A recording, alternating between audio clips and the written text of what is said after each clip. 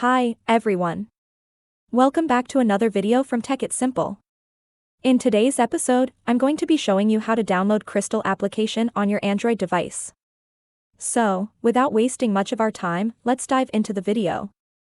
First of all, tap open your Play Store. Soon after you do that, go to the search box at the top and type in Krystal and search. Look for this application from Kentucky Road International Limited and tap on the Install button to begin downloading the app on your Android. Krystal is a mobile application focused on liquidity provisioning on decentralized exchanges that offers tools for managing DeFi and crypto assets across 50-plus blockchains.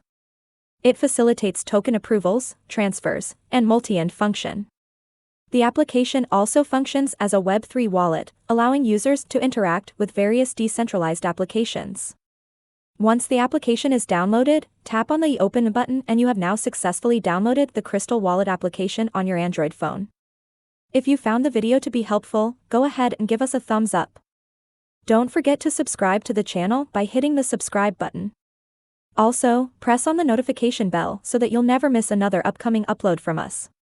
I will see you again in the next video. Thank you for watching.